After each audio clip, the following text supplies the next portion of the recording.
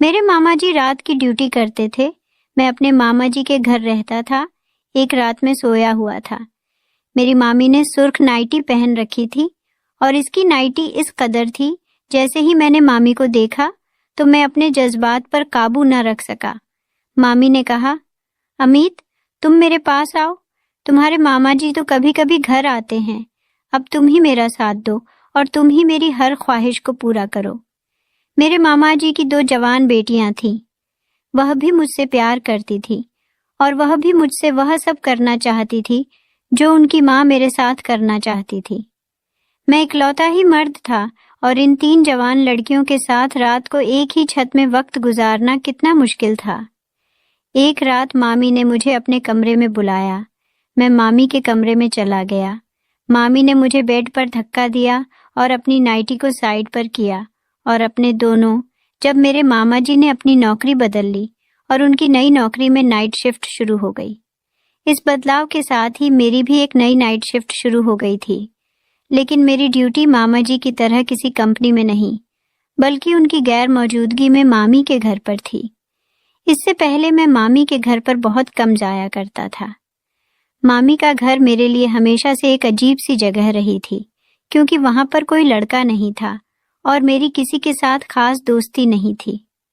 वैसे भी मैं लड़कियों के साथ घुलने मिलने में थोड़ा झिझकता था। मेरी दोनों कजिन बहनें सुमन और सीमा मामी के साथ उसी घर में रहती थीं। वे भी अजीब थीं, एकदम अपने में सिमटी हुई, हमेशा एक दूसरे के साथ।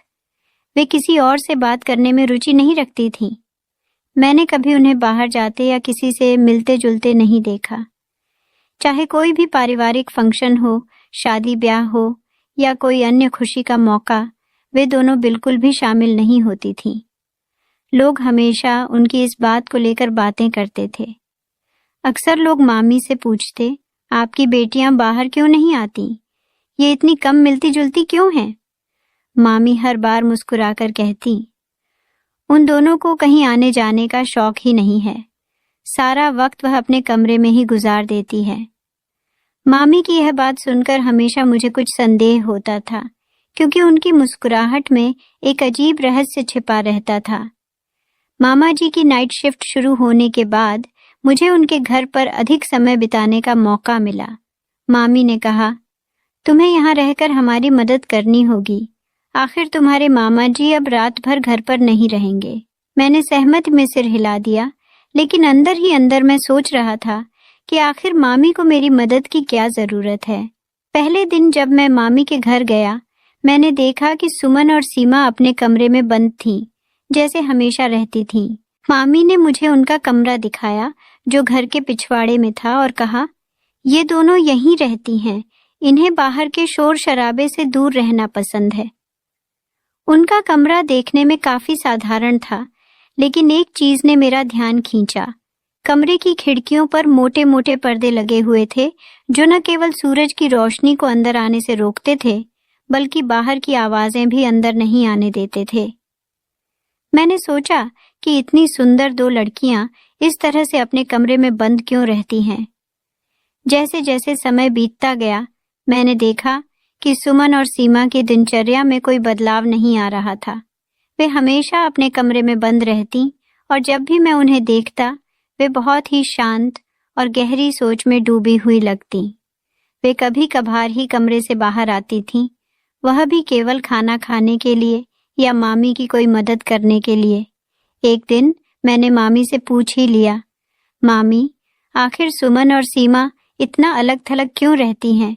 वे बाहर क्यों नहीं आती? दूसरों से मिलती जुलती क्यों नहीं है? मामी ने मुस्कुराते हुए कहा, तुम्हारी कजिन्स ऐसी ही हैं। उन्हें दुनिया के झमेलों से दूर रहना पसंद है। वे अपने आप में ही खुश रहती हैं। मामी की इस मुस्कुराहट में भी एक रहस्य था, जैसे वे कुछ छुपा रही थीं। लेकिन मामी की बातें सुनकर भी मेरे मन में उठ रहे सवाल शांत नहीं हुए। मैंने सोचा कि जब तक मैं खुद इन सवालों के जवाब नहीं ढूंढता, तब तक मुझे चैन नहीं मिलेगा। अब मेरे मन में सुमन और सीमा के रहस्यमयी व्यवहार को लेकर और भी ज्यादा उत्सुकता बढ़ गई थी। एक रात मैंने सोचा कि क्यों ना मैं उनकी हरकतों पर नजर रखूं। मैंने फैसला किया कि मैं उनके कमरे के बाहर खड़ा होकर देखूंगा कि वे रात में क्या करती हैं। जब रात गहरी हो गई और मामी अपने कमरे में सोने चली गईं, मैंने धीरे से सुमन और सीमा के कमरे के पास जाकर खड़े होने की कोशिश की। मैंने देखा कि कमरे की दरार से हल्की सी रोशनी बाहर आ रही थी। मुझे लगा कि वे जाग रही हैं, लेकिन कोई आवाज नहीं आ रही थी। मैं थोड़ा और करीब गया और दरवाजे के पास कान लगाकर सुनने की कोशिश की। मैंने ध्यान दिया कि अंदर से हल्की हल्की फुसफुसाने की आवाज आ रही थी। वे दोनों आपस में कुछ बातें कर रही थीं, लेकिन इतनी धीमी आवाज में कि मैं कुछ भी सुन नहीं पा रहा था। मैंने अपने कान दरवाजे से और भी सटा ली, लेकिन तभी अचानक दरवाजा खुल गया और सीमा ने मुझे बाहर खड़ा देख लिया। 18 साल की उम्र में मुझे एक ऐसा राज मालूम हुआ था जिसे जानकर मेरे रोंगटे खड़े हो गए थे। और फिर मैंने भी दूसरों की तरह बहती गंगा में हाथ धो लिए और मामा जी की दोनों बेटियों को एक साथ ही वह सब किया। एक दिन मामा जी कहने लगे, देख बेटा, रात को तेरी मामी और मेरी दोनों बेटियां घर में अकेली होंगी। तेरी बहनें अब जवान हो रही हैं, इसलिए मैं चाहता हूँ कि जब मैं रात की शिफ्ट करूँ तो मेरे घर आकर रह जाया करो। तेरे सिवा मुझे किसी पर भी भरोसा नहीं है। यह सुनकर मुझे बड़ी खुशी हुई कि मामा जी ने जवान मर्दों जैसा काम मुझ पर सौंप दिया था। यह कोई ऐसा मुश्किल काम भी नहीं था। बस मामा जी के घर में रात ही तो गुजारनी थी, इसलिए मैं खुश हो गया था। इस तरह तो खानदान में मेरी बहुत वाह वाह होती। हर कोई पहले ही मेरे गुण गाता था। अगर किसी को पता चला कि मैं मामा जी की गैर मौजूदगी में उनके घर का गार्ड बना हूँ तो यकीनन मेरा नाम रोशन हो जाता। लेकिन यह काम मेरे लिए किस कदर मुश्किल साबित होगा, यह मैं नहीं जानता था। 3 जवान औरतों के साथ एक छत के नीचे रात गुजारना हरगिज भी आसान नहीं था। मैंने खुशी खुशी मामा जी से हामी भर ली और कहा, आप बेफिक्र रहे, मैं मामी और घर का ख्याल रखूंगा। माँ ने भी मामा जी को यकीन दिलाया कि इन्हें परेशान होने की कोई जरूरत नहीं। अपना अमीत अब जवान हो गया है, लेकिन यही जवानी मेरे लिए मुसीबत बनने वाली थी। 16 साल की उम्र में ही मामा जी के घर की हिफाजत की जिम्मेदारी मेरे कंधे पर आ गई थी। शुरू में तो मुझे यह काम बहुत ही अच्छा लगा कि हर हफ्ते बाद 1 हफ्ते के लिए मैं रात को मामा जी के घर जाता। मामी खुद मुझे लेने आई और मेरा आगे आगे करती। लेकिन फिर आहिस्ता आहिस्ता कुछ ऐसे होने लगा कि मैं मामी के घर जाने के नाम से ही घबराने लगा। अभी रात के 11 बजे थे कि मामी मुझे बुलवाने के लिए दरवाजे पर आ गई। माँ ने दरवाजा खोला तो मामी को देखकर पूछने लगी कि आज फिर से अनवर की रात की शिफ्ट है। क्या मामी ने बताया कि अब पूरे हफ्ते रात की शिफ्ट रहेंगी? मैं जो पीछे ही चारपाई पर सोने की तैयारी कर रहा था, दिल मारकर उठ बैठा। मेरा मामी के घर जाने को दिल ही नहीं चाहता था, क्योंकि जगह बदलने से मेरी नींद खराब होती थी। मुझे रात उनके घर गुजरने से बड़ी ही शर्म आती थी। लेकिन माँ ने कहा कि तू ही घर का मर्द है, अगर तू ही अपनों का ख्याल नहीं रखेगा तो कौन रखेगा। फिर खुद मैंने अपनी खुशी से यह जिम्मेदारी कबूल की थी, इसलिए अब इनकार करना मुमकिन नहीं था। अब मैं माँ को क्या बताता कि मामी रात भर के सूले में रहती थी और मुझे भी पर्दा नहीं करती थी। अजीब बात यह थी कि मामी बहुत ही जवान नजर आती थी। लगता ही नहीं था कि वह 2 बेटियों की माँ है। मामा जी मामी से उम्र में बहुत ज्यादा नजर आते थे। मामी की नजर में मैं उनके बेटा जैसा था। वह मुझसे बहुत ज्यादा प्यार करती थी। लेकिन सच तो यह था कि मैं उनका बेटा नहीं था, बल्कि उनके लिए इतना महरम था। और फिर भी मामी बगैर दुपट्टे के बड़े अजीबोगरीब कपड़ों में मेरे सामने बैठ जाती और मुझसे बातें करने लगती, और मैं शर्म से डूब मरता, उनकी बातें सुनता रहता। मामी मुझे मामा जी की ही शिकायत करती रहती थी। मामा जी उन्हें बिल्कुल भी वक्त नहीं देते। यह उनके जाति मामला था, जिनमें मैं कुछ भी नहीं कह सकता था, और ना ही मेरी उम्र ऐसी थी। मामी मुझे बुलवाने आई तो मुझे घबराहट का एहसास होने लगा, मगर माँ की मामी से बड़ी बनती थी। माँ ने मुझे इशारा किया कि जाकर मामी के घर सो जाओ। मैंने कंधे पर तकिया डाला और मामी के साथ निकल पड़ा। मामी हमेशा की तरह हंसकर कहने लगी, हमारे घर में तकियों की कमी नहीं है, जो तू अपना तकिया साथ लेकर आता है। तेरे मामा जी तो चले जाते हैं उनकी जगह और तकिया भी खाली रहता है। मुझे दूसरे तकिए पर नींद नहीं आती। मैंने बड़े ही रूखे अंदाज में मामी को जवाब दिया था। मामी का घर पिछली गली में था, इसलिए मैं अपना तकिया लेकर जाता था ताकि सुकून से नींद आ सके। लेकिन मामी के घर में तो फिर भी मुझे नींद नहीं आती थी, क्योंकि वहां पर जो कुछ होता था वह बहुत ही अजीबोगरीब था। मामी की 2 जवान बेटियां जो मेरी ही हमउम्र की थीं और जवान हो रही थीं, वह दोनों एक ही कमरे में सोई थीं और उनके कमरे से आने वाली आवाज मुझे सोने नहीं देती थी। उन आवाजों के पीछे क्या राज था मुझे मालूम नहीं था, लेकिन जिस किस्म की वह आवाज थी, मैं इन्हें सुनकर हैरान रह जाता। मामी हमेशा कुछ देर मुझसे बात करने के बाद कमरे में सो जाती और उनकी बेटियां अपने कमरे में बंद हो जाती, जबकि मैं हॉल में सारा वक्त बेचैनी से यहाँ वहाँ टहल और उनकी बेटियों के कमरे से आने वाली आवाजें सुनता। वह आवाज कुछ इस तरह की होती कि मेरे अंदर करंट सा दौड़ जाता। मैं सोच में पड़ जाता कि मामी की दोनों जवान बेटियां कमरे में बंद होकर रात भर क्या करती हैं। सच कहूं तो मामी के घर का माहौल मुझे बिल्कुल भी पसंद नहीं था।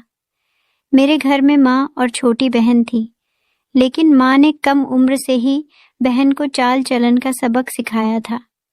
मेरी छोटी बहन मेरे सामने भी बिना दुपट्टे के नहीं आती थी, जबकि मामी की बेटियों को दुपट्टे का होश न होता। अगर आधी रात को वह पानी पीने बाहर आती तो बिना दुपट्टे के अजीबोगरीब कपड़े में चली जाती। उनके कपड़े देखकर मुझे उलझन सी होती और इस पर भी वह झिझक नहीं कि बजाय मुझे हालचाल पूछने बैठ जाती। मैं खुद ही कतरा कर आंखें बंद कर लेता, जैसे सो रहा हूं, ताकि वह मेरे पास ना रुके। मैं जवान हो रहा था, मेरे दिल में भी बहुत सारे जज्बात थे और मामी की बेटियों को देखकर मेरा दिल डोलने लगता था।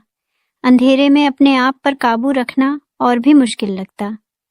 अभी मैं मामी के घर पहुंचा तो मामी ने चादर उतार कर एक तरफ डाली और मैंने शर्म से सर झुका लिया।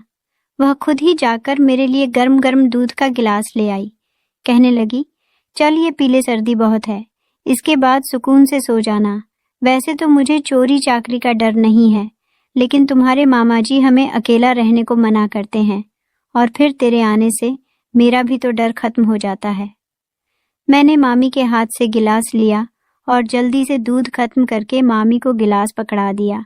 मामी मुस्कुराते हुए अपने कमरे में चली गई और मैंने सुकून का सांस लिया था। मैं सोफे पर तकिया डालकर सोता था। मामी ने मुझे कंबल भी दे दिया था, लेकिन मुझे लेटे कुछ देरी हुई थी। मामी की बेटियों के कमरे में से आव भरी आवाजें आना शुरू हुई थीं। सर्दी की वजह से मैंने पंखा बंद कर रखा था, इसलिए यह आवाजें मुझे साफ सुनाई दे रही थीं। मैं घबराकर उठकर बैठा था। पिछले हफ्ते जब मैं यहाँ आया था तब भी यही सिलसिला था और अब भी यही मामला शुरू हो गया था। मैंने सर पकड़ लिया और सोचने लगा कि शायद आज की रात भी मेरी जागते हुए गुजरेगी, लेकिन मुझे ये समझ नहीं आ रहा था कि मामला क्या है। 2 जवान लड़कियां कमरे में ऐसा क्या कर रही हैं? मैं दरवाजे के पास खड़ा था। दिल की धड़कनें तेज हो गई थीं और कान दरवाजे से लगाए सुनने की कोशिश कर रहा था। आवाजें अब भी अस्पष्ट थीं, जैसे कोई कुछ धीरे धीरे बुदबुदा रहा हो। मेरे दिल में अजीब सा डर और उत्सुकता थी, जैसे किसी रहस्य का पर्दा उठने वाला हो, लेकिन इस स्थिति में रहना मेरे लिए मुश्किल हो रहा था। कुछ देर तक वहां खड़े रहने के बाद मैंने एक गहरी सांस ली और हिम्मत करके दरवाजे पर हल्की दस्तक दी। मेरी दस्तक से अंदर एकदम सन्नाटा छा गया। आवाजें अचानक बंद हो गईं। ये और भी अजीब था। मैंने फिर से दरवाजे पर दस्तक दी, इस बार थोड़ा जोर से, और कहा, सुमन, सीमा, क्या तुम लोग ठीक हो?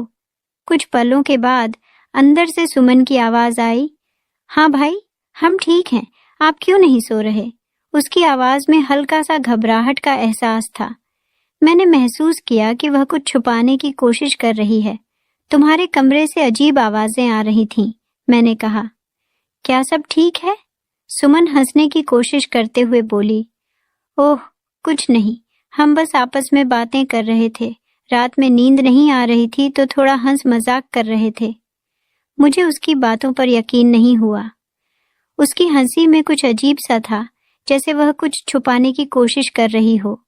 मैंने कहा, ठीक है, अगर कोई बात हो तो मुझे बता देना।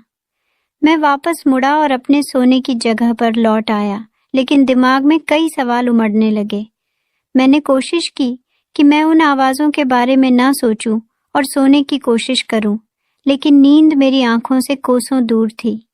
कुछ देर बाद कमरे से फिर से हल्की फुसफुसाहट सुनाई देने लगी। इस बार मुझे और भी ज्यादा उत्सुकता होने लगी कि आखिर ये क्या हो रहा है। फिर मैंने तंग आकर टहलना शुरू कर दिया। टहलते टहलते मैं उन लड़कियों के दरवाजे के करीब पहुंचा तो मेरे कदम खुद ब खुदा ही ऐसी आवाज आना शुरू हो गई थी। मैं घबराकर पीछे हट गया।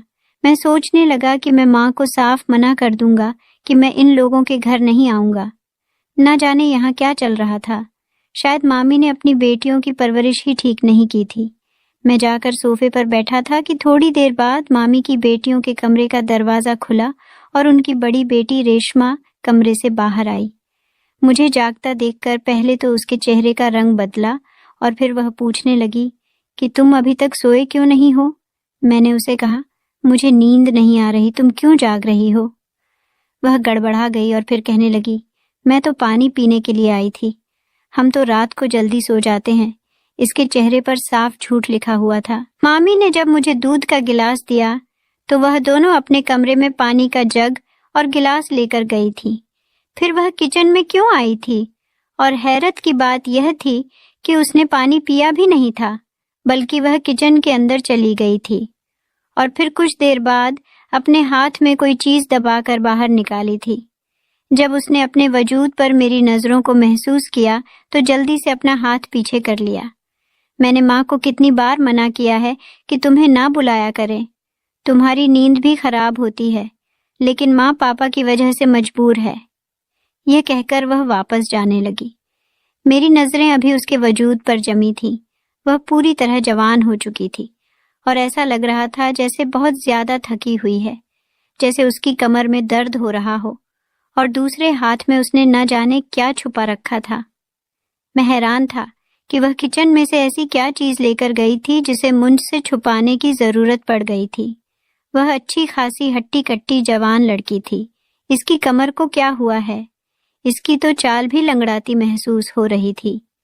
पता नहीं इतनी देर बंद कमरे में दोनों बहनों ने क्या किया था। कुछ मिनट बाद मैंने देखा कि मामी का दरवाजा धीरे धीरे खुला और वह बाहर निकली। उनके चेहरे पर एक हल्की सी मुस्कान थी जो हमेशा की तरह रहस्यमयी थी। अमित, तुम्हें नींद नहीं आ रही? उन्होंने बड़ी मासूमियत से पूछा। जी मामी, मैंने थोड़ा हिचकिचाते हुए जवाब दिया। बस कुछ बेचैनी सी महसूस हो रही है। मामी ने धीरे से मुस्कुराते हुए कहा, कोई बात नहीं बेटा, नई जगह है इसलिए नींद नहीं आ रही होगी, तुम सोने की कोशिश करो। मैंने सिर हिला दिया और मामी को जाते हुए देखा। उनके चेहरे पर वही पुरानी मुस्कान थी, लेकिन उनकी आंखों में कुछ था जो मुझे परेशान कर रहा था, जैसे वह भी कुछ छुपा रही हो, जैसे कि इस पूरे घर में कोई बड़ा रहस्य था जिसे मुझसे छुपाया जा रहा था। रात बढ़ती जा रही थी और मेरी बेचैनी भी। मैंने खुद को थोड़ी देर शांत करने की कोशिश की और सोफे पर बैठकर गहरी सांसें लेने लगा, लेकिन मेरे दिल की धड़कनें तेज हो रही थीं। मामी को अपने बेटियों पर नजर रखने की जरूरत थी। मैंने यही सोचते हुए रात गुजारी। सुबह के वक्त जैसे ही मामा जी लौटे, मैं भी अपना तकिया उठाकर वापस अपने घर चला आया और नींद से बेहाल होने की वजह से लेटते ही सो गया।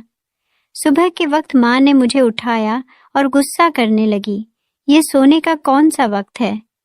मैंने गुस्से से माँ को कहा कि सारी रात मुझे मामा जी के घर नींद नहीं आती, मैं खुद परेशान हो गया हूँ। मेरी बात सुनकर माँ कहने लगी कि मामी का घर कौन सा, गैरों का घर है, तेरा अपना ही घर है, सुकून से सो जाया करो।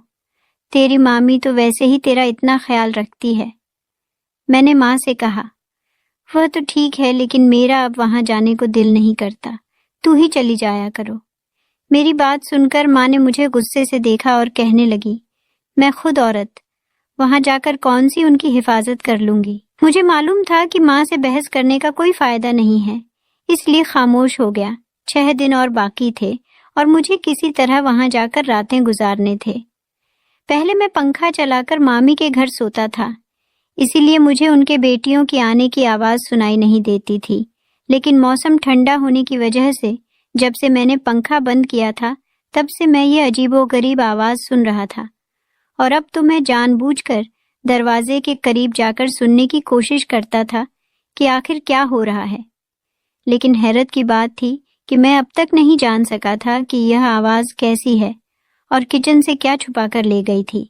मैं मामी के घर पहुंचा तो मैंने अजीब सा मंजर देखा। रात के कोई 2 बज रहे थे। मैं खामोशी से सोफे पर लेटा था। मैंने मुंह तक कंबल ओढ़ रखा था। मामी की बड़ी बेटी खामोशी से कमरे से निकली और उसने झांक कर मुझे देखने की कोशिश की कि मैं सो रहा हूं या नहीं। मैंने जानबूझकर सोने का नाटक किया। वह तेजी से सीढ़ियां चढ़ गई। रात के अंधेरे में उसका छत पर क्या काम था? ये दोनों बहनें मिलकर कुछ ना कुछ ऐसा जरूर कर रही हैं जो गलत है। लेकिन मैं सांस रोक कर लेटा रहा था ताकि सारा मंजर देख सकूं। और फिर काफी देर बाद सीमा वापस नीचे आई तो अपने कमरे में चली गई थी। वह छत पर क्यों गई थी? किसी से मिलने गई थी। यह सवाल थे जिनके जवाब मेरे पास नहीं थे। मैं सोच रहा था कि मामा जी ने अपने घर की जिम्मेदारी मुझे दी है। अगर उनकी गैर मौजूदगी में उनकी बेटियों ने कुछ ऐसा वैसा कर दिया तो इल्जाम मेरे सर ही आएगा। इसलिए मुझे बहुत ही कड़ी नजर रखनी होगी। मेरे अंदर का मर्द जाग उठा था और मैं जानना चाहता था कि मेरे खानदान की लड़कियां क्या गुल खिला रही हैं। मैं सोचने लगा, क्या मामी को इस बात की भनक भी है?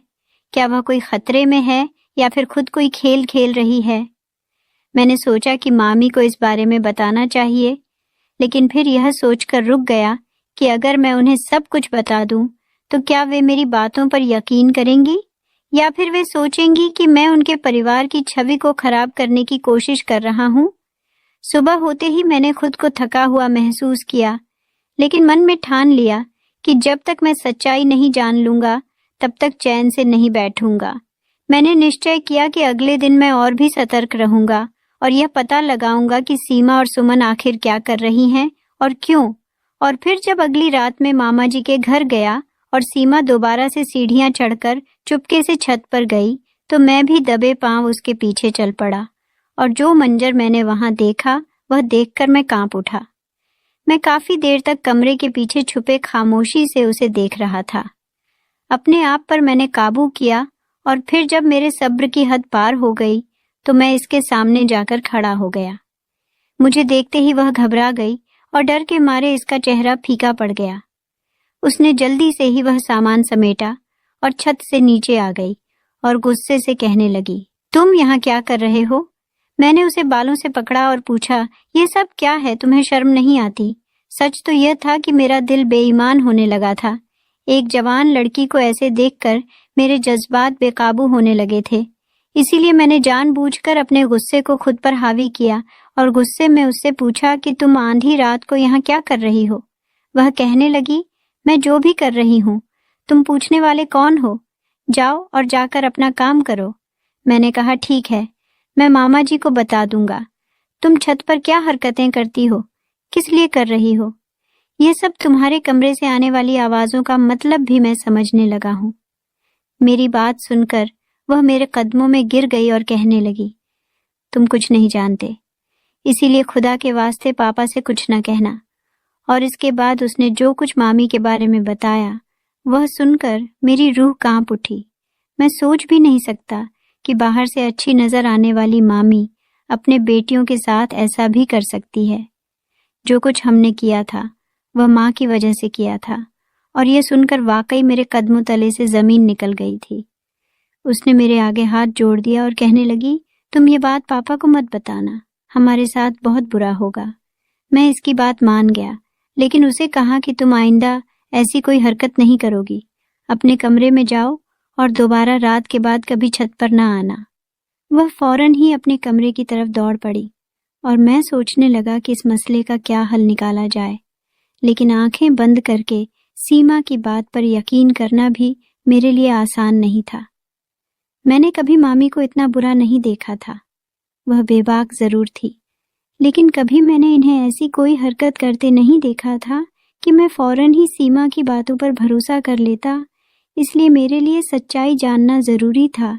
जो कुछ सीमा ने कहा वह ठीक भी है या नहीं, क्या वाकई वह आंधी रात को ये सब हरकतें मामी की वजह से कर रही थी? ऐसी ही सुबह हो गई और मैं अपने घर पर चला गया। रात की उस घटना ने मेरे मन में एक तूफान खड़ा कर दिया था। सीमा की बातों ने मुझे अंदर तक हिला दिया था। मैं खुद को संभालने की कोशिश कर रहा था, लेकिन मन में सवालों का अंबार था। क्या मामी सच में ऐसी हैं? क्या सच में वो अपनी बेटियों से ऐसा कुछ करवा रही हैं, जैसा सीमा ने बताया? सुबह का वक्त हो गया था, लेकिन मुझे पूरी रात नींद नहीं आई थी। मैं अपने घर लौट आया और सोच में डूबा रहा। मेरी आंखों में नींद का नामो निशान नहीं था और मेरा मन बेचैन था। मैंने खुद से पूछा, क्या मैं सीमा की बातों पर यकीन करूं? अगर वह सच बोल रही थी तो इसका मतलब बहुत ही गंभीर था। अगर नहीं तो वह मुझसे कुछ छुपा रही थी और इस मामले की गहराई में जाना जरूरी था। कुछ समय बाद मैंने तय किया कि मुझे मामी के बारे में खुद से सच का पता लगाना होगा। यह संभव है कि सीमा डर की वजह से झूठ बोल रही हो, या फिर मामी वाकई ऐसी हो जैसी सीमा ने बताया।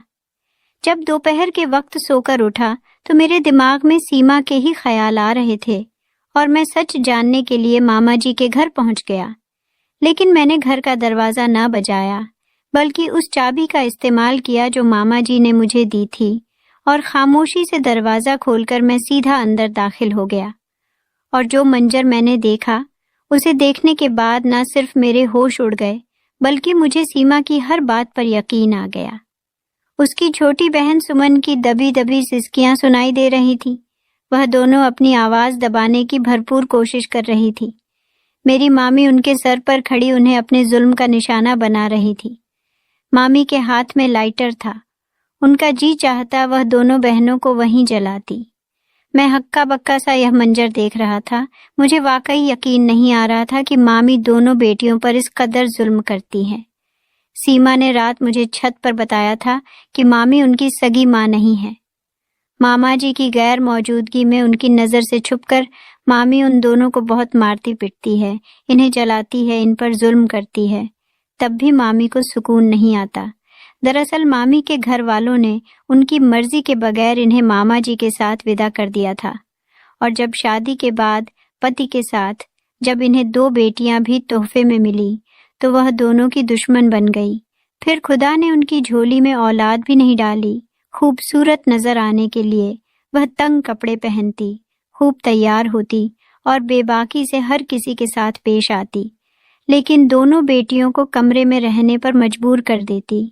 जो सिसकियों की आवाजें मैं सुनता था वह जख्मों की तकलीफ की वजह से थी। दोनों बहनें रात को बैठकर अपनी जख्मों पर मरहम लगाया करती थीं। उस रात भी सीमा किचन से हल्दी लेकर गई थी ताकि अपने जख्म पर लगा सके, और मैं ना जाने क्या समझ बैठा था। मैं तो यह जानता भी नहीं था कि मेरी मामी दोनों बेटियों की सौतेली माँ है, इसलिए मैं समझ ही नहीं सका था कि वह दोनों के जुल्म का शिकार हो रही है। वह तो मैं जब सीमा के पीछे छत पर गया तो मैंने देखा उसने कुछ काले जादू का सामान छत पर फैलाया हुआ था और खुद उसके दरमियान बैठी कुछ पढ़ाई करने की कोशिश कर रही थी। मुझे लगा कि शायद वह कोई लड़के के लिए यह अमल कर रही होगी, लेकिन मेरे पूछने पर उसने बताया कि वह मामी से जान छुड़वाने के लिए यह सब कुछ कर रही है। इसके किसी दोस्त ने इसे यह सामान लाकर दिया है और एक अमल बताया है जिसके जरिए वह मामी के जुल्म से जान छुड़ा सकती है। मामा जी तो दोनों बेटियों की कोई बात नहीं सुनते थे और पूरी तरह मामी के काबू में थे। इसलिए खुद इस जुल्म से बचने के लिए सीमा ने यह रास्ता अपना लिया था। अपने जिस्म पर मौजूद जख्मों के निशान भी मुझे दिखाए थे, इसलिए मैंने उसे कमरे में जाने दिया था। और बाकी आज जब मैं दोपहर के वक्त मामी के घर में दाखिल हुआ तो मुझे वही सब कुछ देखने को मिला जो सीमा ने मुझे बताया था। मामा जी तो अपने घर में गहरी नींद सो रहे थे, लेकिन मैं इस वक्त मामी के सामने आ गया और उनसे कहा कि मैं आपकी सच्चाई मामा जी को बता दूंगा और फिर उस घर में आपकी कोई हैसियत नहीं रहेगी। आपने कैसे 2 मासूम लड़कियों के साथ इतना जुल्म किया? मुझे देखकर मामी के होश उड़ गए। फिर वह अपना आपा खो बैठी, चीख कर कहने लगी कि कब तक मैं इन दोनों लड़कियों का बोझ उठाऊंगी। इन दोनों की वजह से मेरी औलाद नहीं हुई। मैंने अपनी दोनों बहनों का हाथ पकड़ा और उनको अपने घर ले गया। शाम के वक्त जब मामा जी घर आए तो वह दोनों अपनी बेटियों को ले गए। मैंने एक एक बात मामा जी को बताई तो मामा जी ने मामी से कहा कि मैं तुम्हें तलाक दे दूंगा। मामी की आंखों में अचानक से आंसू भर आए और वह बुरी तरह चीखने लगी। मैं क्या करती? मेरी अपनी कोई औलाद नहीं हुई और इन दोनों लड़कियों ने मेरी जिंदगी को नरक बना दिया। मामा जी की आंखों में आंसू आ गए। उन्होंने कहा, तुम्हारी कोई औलाद नहीं हुई, यह तुम्हारी किस्मत थी, लेकिन तुमने मेरी बेटियों के साथ ऐसा बर्ताव किया जो किसी इंसान को करने का हक नहीं है।